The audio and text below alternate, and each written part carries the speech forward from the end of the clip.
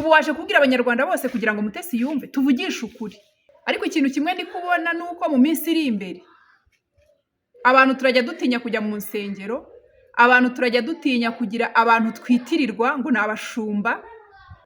Kuba Mutesi yarasezeranye na Ferdinand nta kibazo kirimo, basezeranye mu mategeko bakurikije nk'uko amategeko ya Repubulika y'u Rwanda abiteganya, nta kibazo kirimo. Ubu nk'abantu bubatse, abagore ushumbye, sekirite bafite ku bagabo babo ni iyihe? Sandrine ntabwo uri umugore wa Ferdinand mu buryo bwemewe n'amategeko. Yaragufashaga nawe ukamufasha, mugafashanya kubw'irari ry'imibiri yanyu. Ubitekerezeho nk'umubyeyi, kuba uri kwasasa mu isi ko wabaga mu busambanyi, abana bawe bakabibona, abuzukuru, abuzukuruza n'abandi bose. Ntekereza ko abantu bashumbwe na Sandrine bose yasengeye arambikaho ibiganza, bose bafite umwuka w'ubusambanyi. Mukurikira ikiganiro nagiranye na Pasteur Jado ku ngaruka zo kurambikwaho ibiganza n'abantu bose. Iyo umuntu akurambitseho ikiganza aguha umwuka uri muri we, aguha umugabane cyangwa imigabane. Uri kudusebya nk'abamama. Wabuze nimero za Mutesi kugira ngo umugire inama, kugira ngo umuburire nk'uko ubivuga.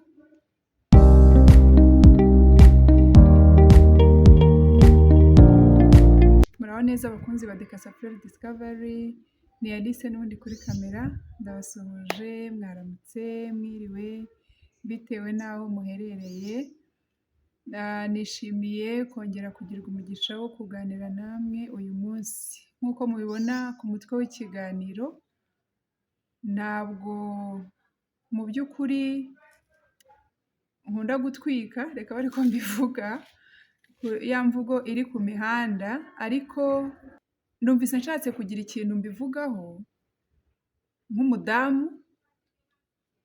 Icyo ni kimwe, kuko ni abadamu bagenzi banjye, nk'umuntu usobanukiwe amategeko,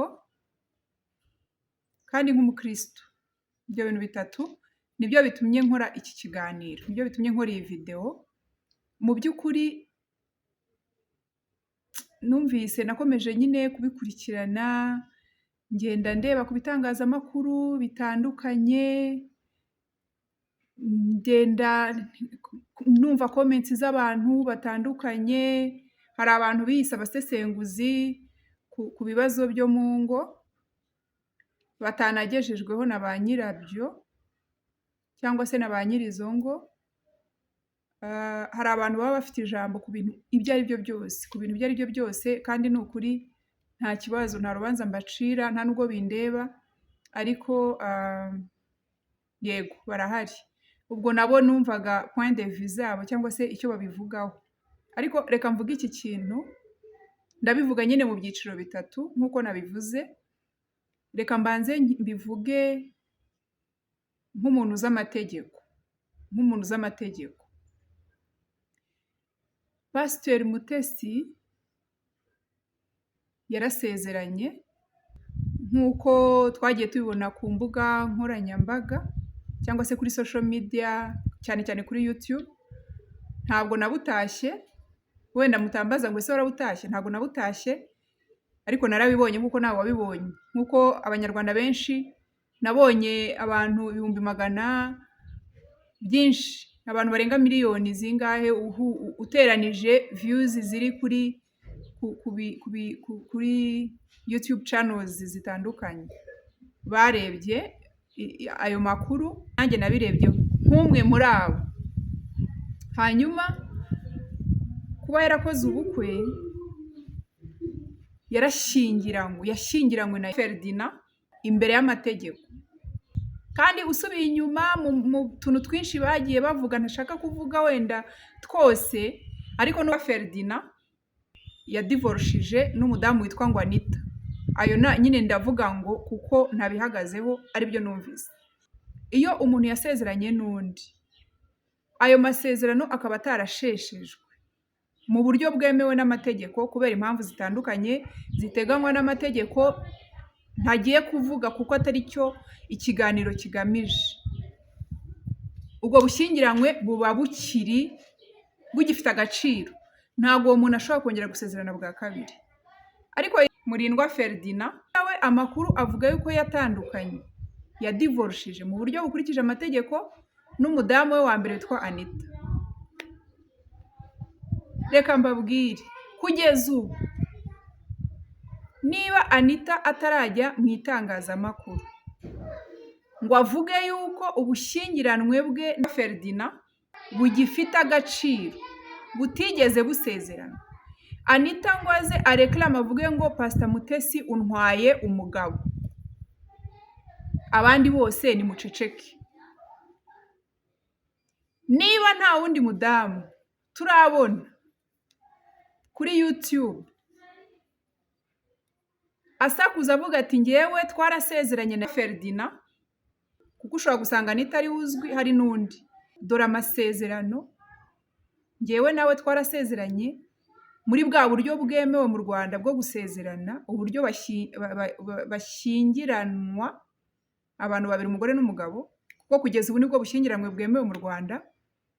Niba nta wundi mugore uraza avuge ngo ngewe twarasezeranye imbere y'amategeko, nta divorce yigeze ibaho, abandi bose ni duceceke, reka nishyiremo kuko nanjye ndi umugore cyangwa se ndi igitsina gore.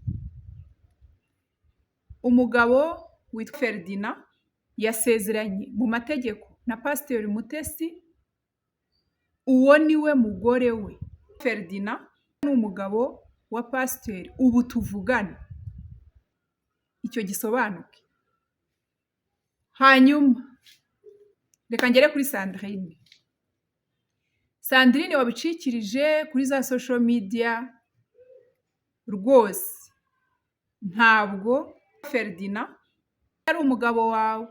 Ubwo ndabivuga mu mategeko, mu maso y'amategeko ntabwo ari umugabo wawe, ahubwo ngewe ndi Ferdinand najya no kukurega, najya kukurega kuko uri kumuharabika, uri kumusebya, natanga ikirego muri RIB cyangwa umujyanama we mu mategeko, namugira inama yo gutanga ikirego kuko uri kumuharabika. Sandrine ntabwo nkubahutse, ariko ndi kubivuga mu izina ry'amategeko. Murindwa Ferdinand ntabwo wavuze ko nta mwana umuhekeye, icyo ni kimwe. Urabona byibuze iyo wasakuzaga uhetse umwana wa Ferdinand, twari kumva ko urwo rusaku rufite ishingiro kuko uri gusaba indezo, ariko ntabwo ari indezo uri gusaba, ahubwo ugamije guharabika, kuko leta ntabwo ikuzi nk'umugore wa Ferdinand. Oya rwose, nubwo wavuze ngo ntiwagiye gutega ku muhanda, mumaranye imyaka 2 umusegura, ibyo nimwe mubiziranyeho, waramufashaga nawe akagufasha, niba ari byo nimwe mubizi, ariko ubwo ndashingira ku byo wavuze. Imbere y'amategeko nta kintu Ferdinand kugomba, nawe ntacyo umugomba. Kugeza ubu umuntu ufite icyo agomba Ferdinand ni Pasteur Mutesi. Umuntu ufite icyo agomba Pasteur Mutesi nk'umugabo we ni Murindwa Ferdinand. Ntabwo Sandrine rwose, reka gukomeza gusesereza abanyarwanda bagenzi bawe, reka gukomeza kuvuga ibintu bidakwiriye. Ejo uzavuga n'uburyo ki yakurongoraga, ntabwo bikwiye, nta shingiro na rito, nta shingiro ufite, ibyo uvuga nta shingiro bifite, nta n'impamvu n'imwe ikurengera ufite yo kuba wavuga ibyo uri kuvuga muri social media. Aho ni ku mategeko. Reka mbasomere ingingo imwe ishyigikira ibintu ndi kuvuga, mutagira ngo ni ibintu ndi guhimba. Iyo umuntu afite abagore benshi, n'uvuga ngo itegeko rirabizi ko abantu babana Ferdinand na Sandrine babaho, itegeko rirabizi kuko amategeko ashyirwaho n'abantu kandi abantu nyine ni twebwe, ni jyewe, ni wowe, n'undi twese tuzi sosiyete, ibibera muri sosiyete, tuzi ubuzima bwa buri munsi, ibibera mu buzima bwacu bwa buri munsi. Ayo mategeko rero ashyirwaho n'abantu kandi abantu baba bashingiye kuri realite, ku bisanzwe bibaho. Itegeko rirwanya rikanahana ihohoterwa iryo ari ryo ryose rishingiye ku gitsina, cyangwa se itegeko rya GBV ngira ngo ni impine y'amagambo gender based violence, ariko abantu bose bazi GBV. Iryo tegeko mu ngingo yaryo ya 39, reka nyibasomere mwumve, noneho nze kubisobanura mu byumve. Umutwe w'iyo ngingo uravuga ngo ishyingiranwa n'igabana ry'umutungo w'ababanaga ku buryo butemewe n'amategeko. Ubwo buryo butemewe n'amategeko twifashishije urugero rwa Ferdinand na Sandrine kuko nibo turi kuvuga muri iki kiganiro. Iyo ngingo iragira iti ababanaga nk'umugore n'umugabo batashyingiranywe mu buryo buteganywa n'amategeko bashingirwa hakurikije ihame ry'ubushyingiranwe bw'umugabo umwe n'umugore umwe. Ni ukuvuga ngo mu Rwanda ntabwo dusezeranya abagabo babiri, ntidusezeranya abagore babiri, abantu bahuje igitsina ntabwo tubasezeranya. Ikindi, ntabwo umugabo asezeranywa n'abagore barenze umwe, nta nubwo umugore asezeranywa n'abagabo barenze umwe. Ni umugabo umwe n'umugore umwe, ubwo nibwo ubushyingirwe bwemewe mu Rwanda. Hanyuma aha hantu tugeze muhitondere, haravuga ngo mu gihe umwe mu barebwa n'ibivugwa mu gika kibanziriza iki. Ubwo ni cya kindi twasomye kivuga ngo ababanaga nk'umugore n'umugabo batarashyingiranwa. Ngo mu gihe umwe mu barebwa n'ibyo twavuze yabanaga n'abagore cyangwa n'abagabo benshi. Itegeko naryo rirabizi ko hari abagore babana n'abagabo benshi, hari n'abagabo babana n'abagore benshi, ariko nabiguyeho gutyo. Ushobora gusanga hari n'abandi, ejo hashobora kuza n'abandi. Cyo nkundira social media yo mu Rwanda, umuntu araza agakubita ibintu aho, ejo hakaza undi umunyomozi. Reka twigarukire kuri iyi ngingo ya 39. Igihe yabanaga n'abagore cyangwa n'abagabo benshi, abanza kugabana ku buryo bungana na buri wese mu bo babanaga umutungo bari bafitanye cyangwa bahahanye mbere y'uko ashyingirwa. Ibi bivuze iki? Bivuze ngo niba Sandrine hari umutungo yashakanye na Ferdinand, kuko urumva nkurikije ubuhamya Sandrine yitangira, yari nk'umusponsor, umuterankunga wa Ferdinand, nta mutungo bashakanye uretse amavaze yamusigiye. Ayo mavaze niba hari ibimenyetso bigaragaza iyo myaka ibiri hari imitungo mwashakanye, yagombaga kubanza mukayigabana mu buryo bungana kuko mwarayishakanye. Ariko niba ntayo, ubwo ntacyo nyine arasohokana na Kamambirize yigendere, ajya gusezerana na Mutesi nk'uko yabigenje. Iyi ngingo igakomeza ivuga ngo igabana ry'umutungo rivugwa mu gika cya 2 cy'iyi ngingo ntirivutsa abana babyaranye uburenganzira bahabwa n'amategeko. Reka ndekeraho. Ni ukuvuga ngo mwabyumvise iki itegeko rivuga. Mu yandi magambo, ntabwo itegeko rijya rihatira umuntu kubana n'umuntu adashaka. Ushobora kubana n'abagabo 10, umunsi umwe nkavuga ngo ariko umugabo wa 5 ndumva ari we dukwiye gusezerana mu mategeko, akaba ari dukomezanye. Ba bandi 9 basigaye nta rubanza, ntaho bazandega.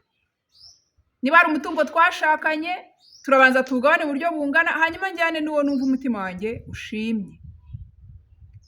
Kuri Ferdinand rero nawe, niba nta mutungo mwashakanye, wowe Sandrine nta kintu umubaza, nta kintu umubaza,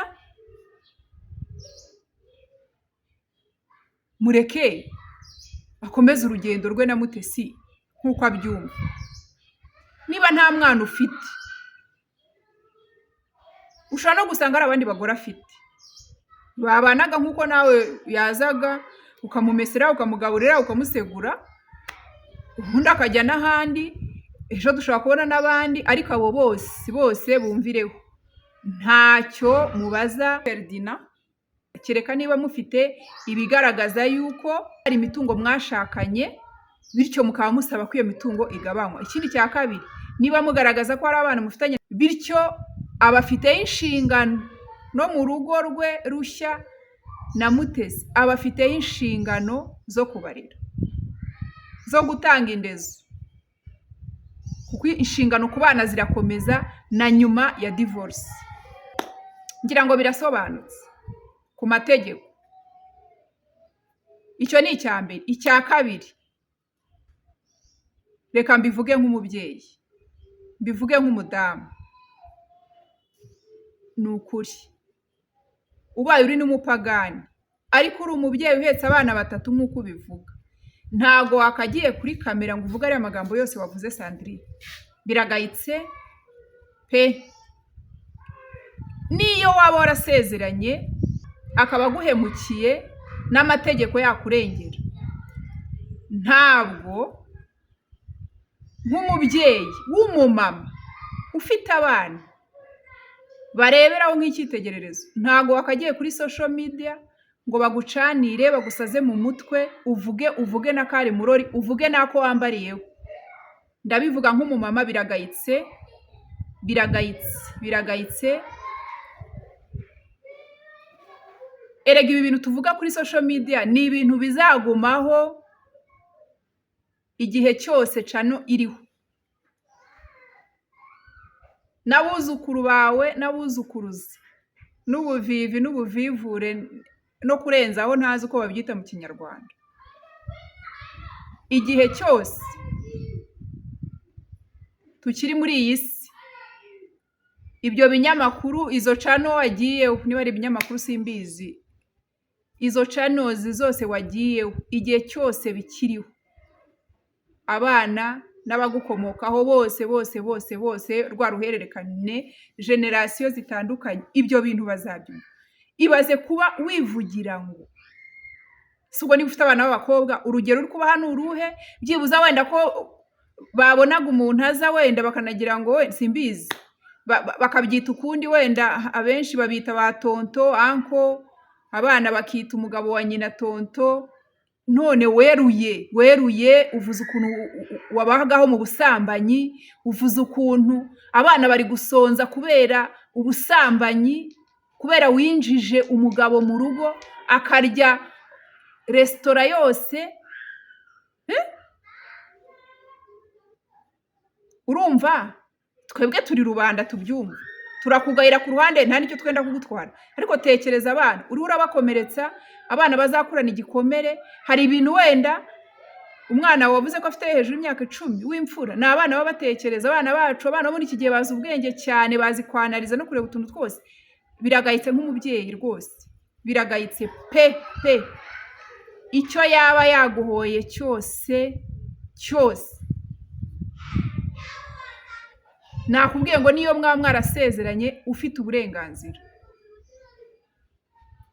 umufiteho uburenganzira n'amategeko wagenda akakurengera. Ntago wari ukwiye kujya kuri social media ngo uvuge ariya magambo yose uri kuvuga. Murakoze cyane. Reka njye ku ngingo ya 3. Ingingo ya 3 nshaka kuvugaho ni iyi. Nk'umukristo, mwoka byarama, simbizi, ariko ikintu kimwe ndi kubona nuko mu minsi iri imbere abantu turajya dutinya kujya mu nsengero, abantu turajya dutinya kugira abantu twitirirwa ngo nabashumba.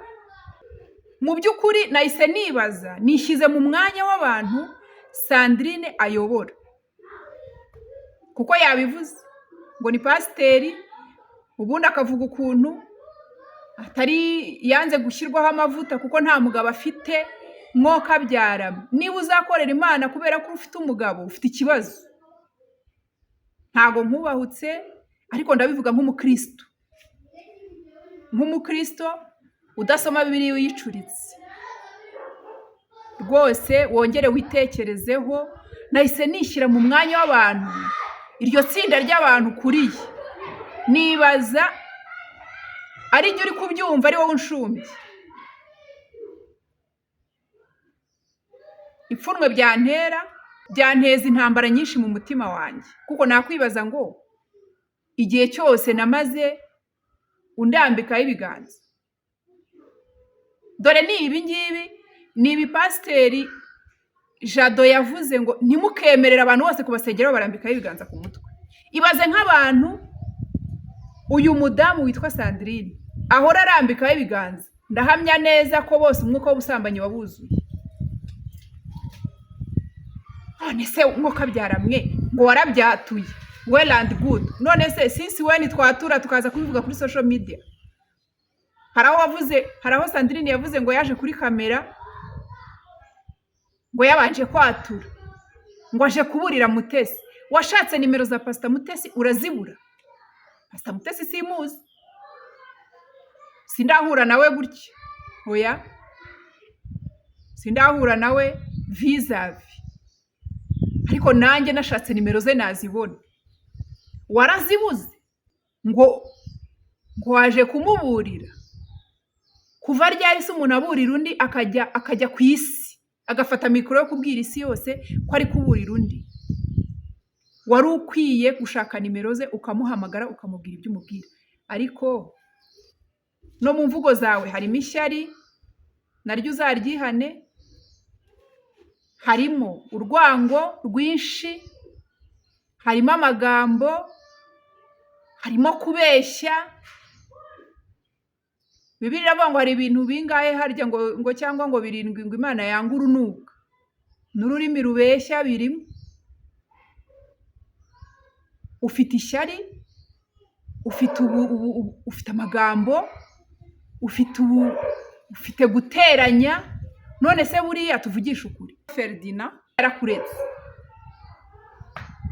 abanye na Mutesi, wamuretse akirwariza. Niba waragira inama Mutesi ku giti cye akanga kukumva, twebwe bitureba hiki?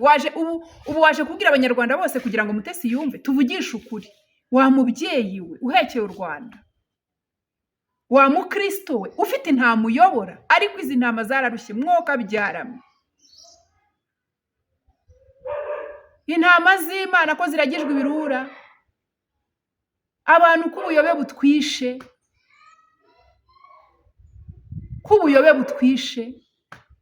Sandrine ko uhagaze ko wicaye ku ntebe y'imanza, ukuntu uri kumvisha abantu ko yakwihana nubwo yabatijwe, urugo rutazamara kabiri. Imana yo kwiringirwa. Kurama k'urugo biterwa n'Imana. Erega Imana nitanga kurama abantu kubana bakarambana, ni Imana ibitanga.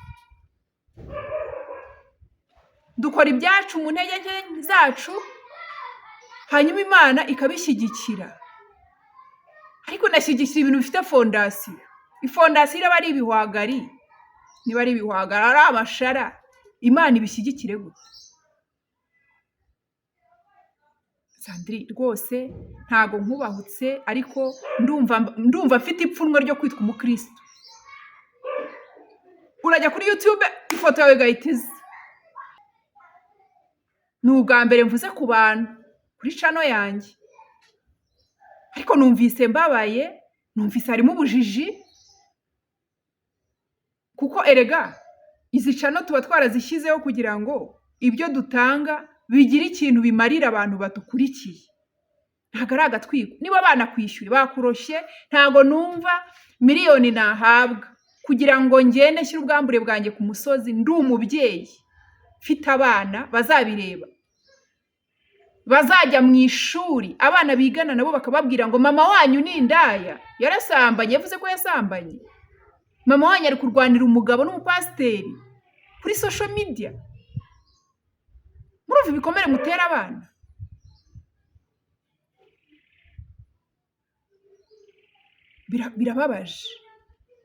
Birababaje. Reka mbonereho kubwira umuntu wese wana n'undi muntu batarasezeranye, ntugire ngo ari garanti ufite. Ntayo. Kugeza kuri uyu munsi, kuri iyi tariki ya kangahe? Kuri izi tariki eshanu z'ukwa kabiri 2025 umunsi ngoroye iki kiganiro,